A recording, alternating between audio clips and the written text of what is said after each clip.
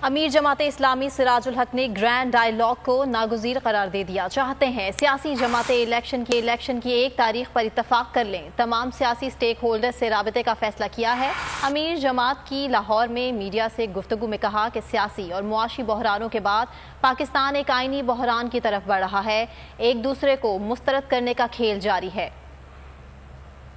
جماعت اسلامی سمجھتی ہیں کہ ان تمام مسائل کا حل ڈائیلاگ ہے، اور ہم یہی چاہتے ہیں کہ الیکشن میں حصہ لینے والے تمام سیاسی جماعتیں آپس میں بیٹھ کر ایک متفقہ تاریخ پر اتفاق کر لیں۔ تو جماعت اسلامی نے فیصلہ کیا ہے کہ ہم تمام سیاسی سٹیک ہولڈر کے ساتھ رابطہ کریں گے، اس لیے کہ سٹیک ہولڈر کے آپس کے بیٹھنے ہی سے مسائل حل ہوں گے۔ ہم سمجھتے ہیں کہ پی ڈی ایم اور پی ٹی آئی کے اس لڑائی نے ملک میں ایک آئینی بحران پیدا کیا ہے، اور اسی طرح ایک دوسرے کو مسترد کرنے کا یہ کھیل جاری ہے۔ مثبت پیش رفت جس کے لیے قوم ترس رہی ہے کوئی نہیں ہے۔ تو نظر آ رہا ہے سامنے لکھا ہوا ہے ظلم مٹنے کے لیے دو چیزوں سے مٹے گا بھائی۔ ایک عدل کی کرسی پہ جو لوگ بیٹھتے ہیں نا، وہ عدل کے حساب سے فیصلے کرنے لگے۔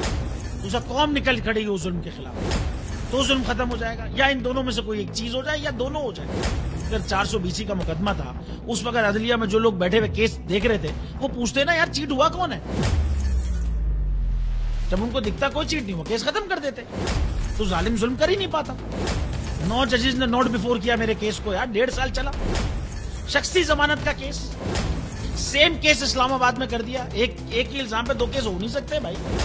مطلب 60 دن کا وقت ہوتا ہے، 102 دن کے بعد میں جیت گیا، کیس بری ہو گیا، 102 دن کے بعد اپیل فائل کی، ایکسپٹ کر لی۔ نہیں کرتے نا ایکسپٹ، ختم ہو جاتا نا ظلم یار۔ بھری عدالت میں مجھے بری کر دیا، پھر پتہ نہیں کیا ہوا 2.5 گھنٹے بعد کا نوٹ بیفور، میں نہیں سنتا یہ کیس۔ کھڑے رہتے اپنے فیصلے پہ، مٹ جاتا ظلم۔ اللہ تعالیٰ نے بٹھایا ان کرسیوں پہ ان کو یار، یہ اللہ تعالیٰ کی طرف سے فیصلے کرنے ہیں۔ تو یا تو یہ فیصلے آئیں گے ظلم مٹ جائے گا، یا قوم کھڑی ہو جائے گی ظلم کے خلاف۔